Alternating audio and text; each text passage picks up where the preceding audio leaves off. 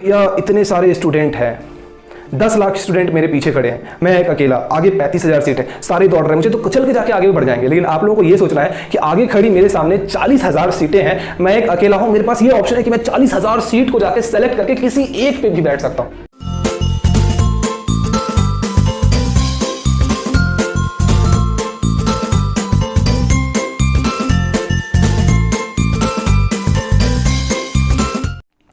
So hi guys, Adarsh here. तो यार एक डाउट बहुत सारे बच्चों के अंदर आ रहा था कि क्या भैया हमारी कंपटीशन वो इंक्रीज होने वाली है। मतलब हमने जनवरी की एग्जामिनेशन दी, अब क्योंकि एग्जामिनेशन में इतना ज़्यादा डिले आ गया है तो क्या हमारी कंपटीशन इंक्रीज होगी, और दूसरा क्या कट ऑफ में फ़र्क पड़ने वाला है। लेकिन मैं कुछ फैक्ट्स के साथ आया हूँ, कुछ प्रूफ्स के साथ आया हूँ और कुछ और चीज़ें बताऊँगा। मुझे ये पूरी की पूरी बोर्ड रब करनी पड़ेगी, दोबारा फिर कुछ चीज़ें वहाँ पर लिखनी पड़ेंगी, काफ़ी बड़ी वीडियो हो सकती है।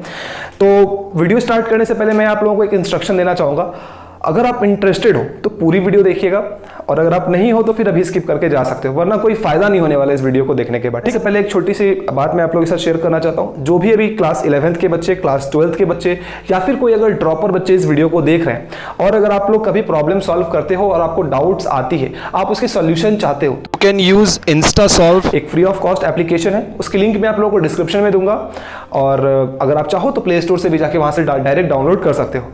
आप लोगों को क्या करना है कि क्वेश्चन को स्नैप करनी है, जिस भी क्वेश्चन में आप लोगों को प्रॉब्लम आती है उस प्रॉब्लम की फोटो खींचे, उसे क्रॉप करके सेंड करें, 3-4 सेकंड में आंसर आ जाएगी, सॉल्व कर लें उस क्वेश्चन को और आपकी प्रॉब्लम जो है वो सॉल्व हो जाएगी। ठीक, सबसे पहली बात, हमारी जो जेईई मेंस की जो एग्जामिनेशन होती है, पहले हमारी एक एग्जामिनेशन होती थी, सिर्फ और सिर्फ अप्रैल में हमारा एग्जाम हुआ करता था। आज से 2 साल पहले, मतलब 2018 तक, अब हमारी एग्जामिनेशन 2 बार होती, एक जनवरी में, एक जुलाई में। तो जनवरी में हमारी इस बार की जो जनवरी की पेपर हुई थी उसमें तकरीबन 9.5 लाख बच्चों ने एग्जामिनेशन दिया था, 9.5 लाख अप्रॉक्सीमेटली। उसके बाद अभी जो जुलाई की जो एग्जाम होगी, जो कि पहले अप्रैल में होने वाली थी, इसमें तकरीबन 10 लाख बच्चे एग्जामिनेशन देंगे। तो यहाँ पे यार सुन के बड़ा अजीब सा लग रहा हो कि भैया कि आप बोल रहे हो कि कंपटीशन इंक्रीज होगी, लेकिन यहाँ पे तो सिर्फ और सिर्फ 50,000 बच्चों का डिफरेंस आ रहा है। लेकिन बहुत सारे ऐसे बच्चे हैं जो कि जनवरी में तो एग्जाम दे रहे हैं लेकिन उन्होंने अप्रैल की फॉर्म नहीं भरी। बहुत सारे ऐसे बच्चे होते हैं जिन्होंने जनवरी में एग्जाम दिया ही नहीं और वो अप्रैल की फॉर्म भर रहे हैं। तो अगर आप इन टोटल देखोगे तो 2020 में तकरीबन 11 लाख बच्चे जेईई मेंस की पेपर देने वाले। मतलब क्या? मतलब ये कि जनवरी में 9.5 लाख था और टोटल मिला के 11 लाख, मतलब कि 1.5 लाख यूनिक बच्चे एग्जामिनेशन देने वाले हैं। इसका मतलब ये है कि कंपटीशन इंक्रीज होगी। अभी रुको एक सेकंड, अभी भी बहुत सारे डाउट्स आएंगे। क्या भैया जी जिन बच्चों ने जनवरी में एग्जामिनेशन नहीं दिया डर के मारे, ऐसा लग रहा हो ना डर के मारे नहीं दिया, अब वो जुलाई की एग्जामिनेशन देंगे तो उनसे मुझे क्या खतरा, क्या प्रॉब्लम मुझे आ सकती है? एक मिनट देखो, क्या होता है ना कि बहुत सारे एग्जामिनेशन ऐसे होते हैं जो कि बहुत सारे बोर्ड ऑफ एग्जामिनेशन ऐसे होते हैं जहां पे जिनकी एग्जामिनेशन फरवरी में होती है, जिनकी एग्जामिनेशन मिड फरवरी में होती है। बहुत सारे कोचिंग इंस्टीट्यूट्स में बच्चे ऐसे पढ़ रहे होते हैं जिनकी सिलेबस ही खत्म होती है मार्च अप्रैल में। तो वो सारे बच्चे कहीं ना कहीं बहुत ज्यादा डिप्रेस रहते हैं इनिशियल पीरियड में। वो चाहते हैं कि मेरी पूरी सिलेबस कंप्लीट हो जाए तब जाके मैं एग्जामिनेशन दूं। इसलिए वो सारे बच्चे ये जनवरी में एग्जामिनेशन नहीं देके जुलाई में देते हैं। तो यहाँ पे कंपटीशन आप लोगों की इंक्रीज हो जाती है। प्लस मार्क्स, मुझे पता नहीं ये लाइट के कारण हो सकता है कि आप लोगों को नहीं दिख रहा हो, यहाँ पे मैंने लिखा है 200 मार्क्स। ठीक है, 200 मार्क्स या 200 मार्क्स से ज्यादा, 200 से ज्यादा नंबर लाने वाले बच्चे, नंबर ऑफ स्टूडेंट जो होते हैं वो होते हैं 5000 से 6000 के बीच में। ये मैं क्यों बता रहा हूँ ये भी आप लोगों को समझ में आएगी। 180 से लेके 200 मार्क्स के जो बीच के बच्चे होते हैं वो होते हैं 8000 से लेके 9000 के बीच में। मतलब कि 180 और 200 इस दो मार्क्स के बीच में जो नंबर ऑफ स्टूडेंट आते हैं वो तकरीबन 8 से 9000 बच्चे आते हैं। 150 से लेके 180 मार्क्स तक 12000 से लेके 13000 बच्चे आते हैं। वहीं अगर मैं कहूं 130 से लेके 150 तक तो 15000 से लेके 20000 तक। तो ये मैंने क्या किया कि इन चारों को 1 मिनट के लिए सेलेक्ट किया। कितने से कितने तक? 130 मार्क्स से लेके 200 या 200 मार्क्स प्लस तक। तो यहां पे नजर आएगी आपको कि 30,000 से लेके 35,000 या 40,000 मोटा मोटी आप लोग मान के चल सकते हो कि स्टूडेंट आते हैं जिनको 130 या फिर 130 से ज्यादा मार्क्स आता है। अच्छा भैया, जब मुझे 130 से ज्यादा मार्क्स आए, नंबर ऑफ स्टूडेंट मुझे 35 से 40,000 दिख रहे हैं, परसेंटाइल कितनी होगी? तो परसेंटाइल आप लोग ये मान के चल सकते हो 96 प्लस तो होगी ही, इन केस 97 प्लस भी हो सकती है। मेरा कहने का मतलब ये है कि आपकी जितनी मार्क्स कम आएगी ना उस कम मार्क्स में भीड़ बहुत ज्यादा होता है, मतलब क्लस्टर ऑफ स्टूडेंट ऐसे होते हैं जिनको कम मार्क्स आते हैं, और जो ही आपकी मार्क्स थोड़ी सी ज्यादा होती है तो वहां पे भीड़ बहुत ज्यादा कम होता है। जैसे कि मैं बताने की कोशिश करता हूं कि जैसे कि अगर आपको 100 से लेके 130 मार्क्स के बीच में आ रहा है तो वहां पे नंबर ऑफ स्टूडेंट्स जो होंगे वो 30 से 35 हजार होंगे। वही अगर आपको 70 से लेके 100 मार्क्स के बीच में आ रहा है तो नंबर ऑफ स्टूडेंट 50 हजार से लेके 70 हजार के बीच में होंगे। वहीं अगर आपकी मार्क्स से लेके 70 के बीच में अगर आ रही है तो आप उस रेंज में कितने बच्चे होंगे? 70,000 से लेके 1 लाख बच्चे होंगे। कितने मार्क्स में? सिर्फ और सिर्फ 20 मार्क्स के डिफरेंस में 1 लाख बच्चे होंगे, बस ये सोचो। और अगर आपको 1 से लेके 50 के मार्क्स में हो तो आपकी रैंक हो जाएगी 5 लाख 7 लाख, उसके अंदर बच्चे होते हैं वहां पे 5 लाख 7 लाख बच्चे उस रैंक पे मतलब कि लड़ रहे होते हैं। ठीक है, तो एक चीज आप लोगों को यहां पे देख के ये समझ में आ रही होगी कि ये जो एवरेज मार्क्स है, मैं इतने को एवरेज मार्क्स मान लेता हूं, ये रही मेरी एवरेज मार्क्स। ठीक है, और ये वाले जो मार्क्स हैं इसे मैं मान लेता हूं, इसे मान लो आप लोग बाउंड्री कंडीशन, इसे मैंने मान लिया बाउंड्री कंडीशन, और ये वाली जो है क्रिटिकल पॉइंट है। इतने जो मार्क्स बच्चे लाएंगे उनका कुछ नहीं होने वाला है, लेकिन अगर यहां से 20-30 मार्क्स अगर ज्यादा लेके आ जाते हैं तो उनकी बाउंड्री कंडीशन पे कुछ होने के चांसेस रहेंगे। अच्छा, अब मैं ये क्यों बता रहा हूं ये समझने की कोशिश करो। देखो, पहले हमारा क्या होता था, पिछले साल तक, अगर इस बार भी अगर कोरोना वायरस की वजह से अगर ये सारी चीजें नहीं होती, ठीक है, तो बच्चे क्लास 12 की एग्जामिनेशन देते हैं। क्लास 12 की एग्जामिनेशन देने के बाद आपकी एग्जामिनेशन कब होती है? अप्रैल में। ठीक है, अब एग्जामिनेशन कब हो रही है? अब एग्जामिनेशन हो रही है जुलाई में। अब ये बात बताओ कि इन दोनों में मिला के आपको डिफरेंस कितना मिल रहा है? अप्रैल से लेके मई तक, मई से लेके जून तक, जून से लेके जुलाई तक, तो 3 मंथ्स का आप लोगों को यहां पे गैप मिला। और बहुत सारे ऐसे बच्चे होंगे जो कि इस गैप में मेहनत कर रहे होंगे। अब बहुत सारे बच्चों को ऐसा फील हो रहा हो कि भैया आप ये वीडियो बना रहे हो, दिक्कत तो ये है कि यार मैं वीडियो को देख रहा हूं भैया, लेकिन मेरे साथ और भी 5,000 10,000 लोग देख रहे हैं, तो हर कोई तो फायदा उठा लेगा। तो हर कोई जब फायदा उठा लेगा तो इस वीडियो को देखने का कोई मतलब ही नहीं बनता है फिर, क्योंकि कंपटीशन तो बढ़ जाएगी ना। लेकिन मैं एक फैक्ट बताना चाह रहा हूं, अगर इस वीडियो को 10,000 लोग देखेंगे, समझ रहे हो, तो फायदा उठाने वाले बच्चे सिर्फ 50-60 हैं, समझ रहे हो, क्योंकि मेहनत करना 50-60 को ही आता है, बाकी सब बस देख रहे हैं। आपको ये डिसाइड करना है कि ये 50-60 में आप हो कि नहीं, बस सिंपल सी बात है। ये 50-60 में आपको रहना है। अगर आप उस 50-60 में रहते हो, इस सिचुएशन को समझते हो, इस सिचुएशन से कैसे निकल सकते, इस चीज को समझोगे तो आपकी नैया पार हो जाएगी। पहले अप्रैल में होती थी, अब हो रही है जुलाई में, 3 मंथ का गैप है। अब बच्चे 12th की एग्जामिनेशन देते थे, ठीक है, और मोटा मोटी ये मान के चलो ज्यादातर 90% बोर्ड ऐसे होते हैं जिनकी एग्जामिनेशन मार्च में खत्म हो जाती है। कब खत्म हो जाती है? मार्च में एग्जामिनेशन खत्म हो जाती है। मार्च में खत्म हुई, अप्रैल में एग्जामिनेशन है। अब जो बच्चे सिर्फ और सिर्फ बोर्ड की एग्जामिनेशन की तैयारी की है, थोड़ी बहुत जेईई मेंस की तैयारी की है, पहले उनका चांस था कि उनको ये मार्क्स आ सकते हैं, 50 से लेकर 70 मार्क्स आ सकते हैं, उनकी ये चांस थी कि हाँ उसको इतना मार्क्स आ सकता है। उन्होंने ये सोचा कि ठीक है मैं 1 साल का ड्रॉप ले लूंगा, जाके पढ़ाई करूंगा, या फिर कुछ और सोच सकता हूँ, प्राइवेट कॉलेज के बारे में सोच सकता हूँ। लेकिन जो ही मार्च में एग्जामिनेशन खत्म हुई, वो जेईई मेंस के लिए तैयारी करने के लिए बैठ गया। जो सिंसियर बच्चे हैं, मैं उनकी बात कर रहा हूँ, बैठ गया। अब पता चला कि जेईई मेंस में अप्रैल में एग्जामिनेशन नहीं होने वाला है, जुलाई में एग्जामिनेशन होने वाला है। बस 4 मंथ का गैप मिल गया। अप्रैल से मई, मई से जून, जून से जुलाई और मार्च से अप्रैल, तो 4 महीने का गैप मिल गया। और वो लड़का अगर इस 4 महीने में सिर्फ और सिर्फ 1 महीने में 10 मार्क्स, तो 4 महीने में अगर वो 10-10 मार्क्स करके इंक्रीज करता है, अगर वो लड़का 40 मार्क्स भी इंक्रीज कर लेता है, तो जहां उसके 80 मार्क्स आ सकते थे, जहां उनके 80 मार्क्स आ सकते थे प्लस 40, अब उसके 120 मार्क्स आएंगे। समझ रहे हो?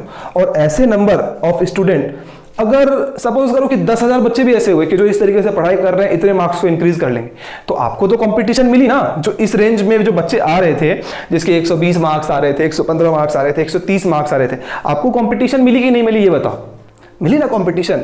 तो सिंपल सी बात यह है कि आपकी कंपटीशन राइज करने वाली है। और एक रीजन है, और एक रीजन मैं बताता हूं कि क्यों कंपटीशन आप लोगों की राइज करेगी। देखो, हर बार ऐसा होता है कि अब हम लोगों को जेईई मेंस में कितने पार्ट देने होते हैं?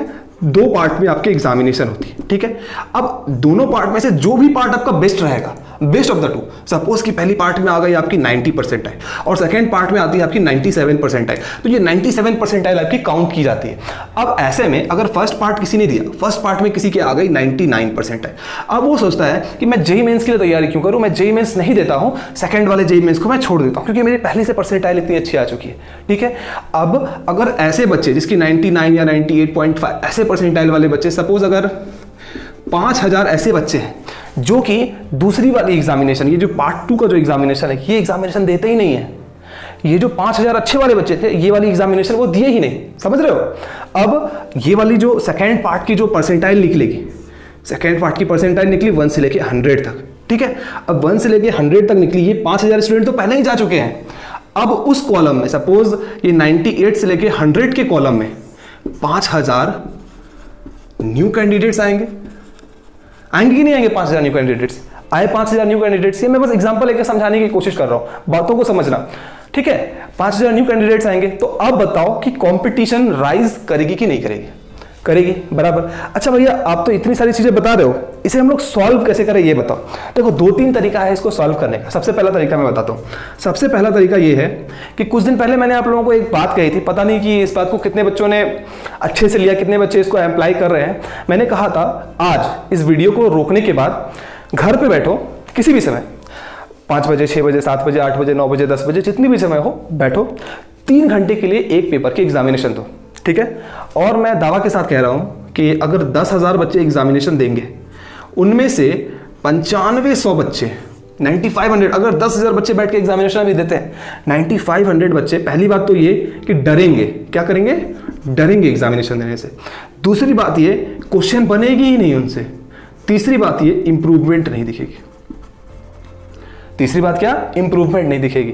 तो डरेंगे, आपको डर लगेगा, क्वेश्चंस बनेंगे नहीं, इंप्रूवमेंट दिखेगा नहीं, मतलब इतने दिन जो बीते ये आपने वेस्ट कर दिया।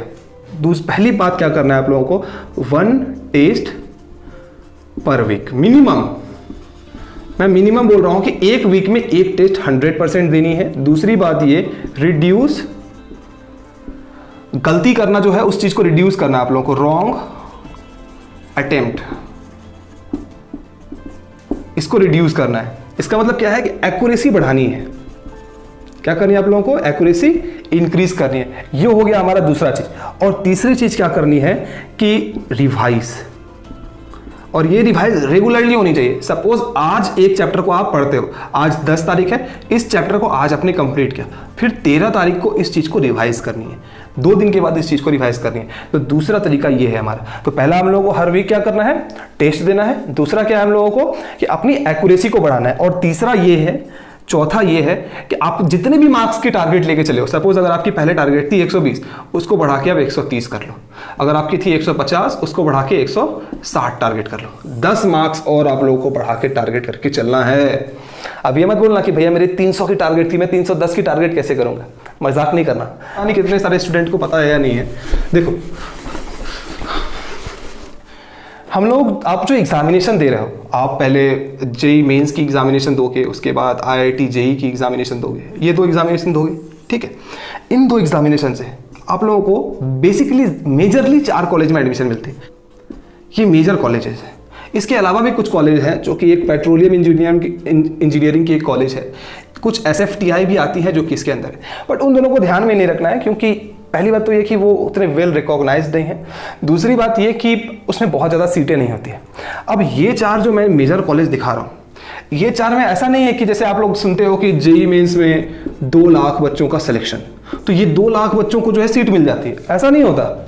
नंबर ऑफ सीट पता कितना है? नंबर ऑफ सीट अप्रॉक्सीमेट बता रहा हूँ, अप्रॉक्सीमेटली 40K सीट्स, मतलब 40,000 अप्रॉक्सीमेटली सीट है। और मज़ेदार बात क्या है कि ये 40,000 सीट में तकरीबन 5% से लेके 8% सीट मिनिमम ये जो है वो एम्प्टी रह जाती है। क्यों एम्प्टी रह जाती है? क्योंकि या तो वो कॉलेज एक ऐसी एरिया में है जहाँ पे बच्चे जाना नहीं चाहते, या तो कुछ ऐसे ब्रांचेस हैं जिनको बच्चे ऑप्ट नहीं करना चाहते। तो आप ये मान के चल रहे सकते हो कि ये जो 40,000 रैंक जो, या फिर 40,000 सीटें जो मुझे दिख रही है, ये 40,000 सीटें हैं ही नहीं, सीटें हैं मेरे पास 35 से 36,000। कितने बच्चे एग्जामिनेशन दे रहे हैं? 10 लाख बच्चे एग्जामिनेशन दे रहे हैं। कितने बच्चे जेईई मेंस में सेलेक्ट होंगे? सपोज कि 2.2 लाख बच्चे सेलेक्ट होंगे। तो इतने बच्चे सेलेक्ट होंगे, सीटें हैं इतनी। ये फैक्ट है, ये पता होना चाहिए आपको। होगा कि भैया कंपटीशन तो इंक्रीज हो रही है, अब क्या करूं मैं? मुझे डरना चाहिए? बिल्कुल नहीं डरना चाहिए। मुझे घबराना चाहिए? बिल्कुल नहीं घबराना चाहिए। मुझे क्या करना चाहिए? तो मुझे ये 3-4 चीज, सॉरी अभी तो मिटा दिया मैं, वो 3-4 चीजें मैं बता रहा था। क्या? टेस्ट देना है रेगुलरली। दूसरा क्या? रिवाइज करना है रेगुलरली। तीसरा क्या? एक्यूरेसी बढ़ाना है रेगुलरली, मतलब एक्यूरेसी पे ध्यान देना है। चौथा क्या? 10 मार्क्स को इंक्रीज करना है किसी भी कीमत पे। आप 6 घंटे की जगह 8 घंटे पढ़ो, 8 घंटे की जगह 10 घंटे पढ़ो, 10 घंटे की जगह 12 घंटे पढ़ने पढ़ो, बट मार्क्स को इंक्रीज करो। क्यों? क्योंकि यार ये रियलिटी है, इस रियलिटी से आप भाग नहीं सकते, ये रियलिटी है। अब इसमें कुछ जो जैसे कि SC ST या OBC या होम स्टेट, अदर स्टेट का कुछ फायदा मिलता है, उसे मैं इग्नोर करके बस जनरल की बातें नहीं कर रहा हूँ, मतलब एज ए जनरल स्टूडेंट की बातें मैं बोल रहा हूँ कि क्या फैक्ट है। अभी आपको लग रहा होगा कि भैया इतने सारे स्टूडेंट हैं, 10 लाख स्टूडेंट मेरे पीछे खड़े हैं, मैं एक अकेला, आगे 35,000 सीट है, सारे दौड़ रहे हैं, मुझे तो कुचल के जाके आगे भी बढ़ जाएंगे। लेकिन आप लोगों को ये सोचना है कि आगे खड़ी मेरे सामने 40,000 सीटें हैं, मैं एक अकेला हूं, मेरे पास ये ऑप्शन है कि मैं 40,000 सीट को जाके सेलेक्ट करके किसी एक पे भी बैठ सकता हूं।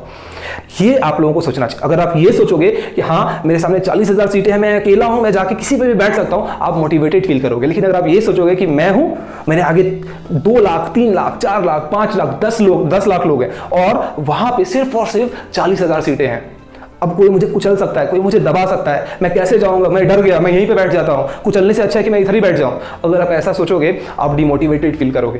तो आप लोगों को क्या सोचना है कि आगे खड़ी 40,000 अपॉर्चुनिटीज है मेरे सामने और मुझे सिर्फ और सिर्फ एक अपॉर्चुनिटी को जाके पकड़ना है। उसके लिए क्या करना है? पढ़ाई करनी है। उसके लिए क्या करना है? रिवीजन करना है, क्वेश्चंस को सॉल्व करना है। अगर इतने कुछ करने के बाद भी नहीं हो पाता, क्योंकि हर एक बच्चों की दिमाग डिफरेंट होती है ना यार, करना है। अगर नहीं मिल पाती है कोई बात नहीं, ये हमेशा फील होगा कि मैंने 100% दिया, और ये 100% वाली फील जिस दिन आएगी ना, उस दिन हाँ आराम से सोओगे उस दिन रात को। ठीक है, तो क्या कंपटीशन इंक्रीज होगी? हाँ कंपटीशन इंक्रीज होगी। क्या कट ऑफ पे डिफरेंस आएगा? हाँ कट ऑफ पे डिफरेंस आएगा। लेकिन क्या इन चीज़ों से हम बच सकते हैं? ऑब्वियसली हम लोग बच सकते हैं। सो होपफुली आप लोगों को ये वीडियो पसंद आई होगी। मिलूंगा एक और वीडियो के साथ, तब तक के लिए आराम करो, मस्त रहो, स्वस्थ रहो, तोड़ दो, फोड़ दो और सबको पीछे छोड़ दो।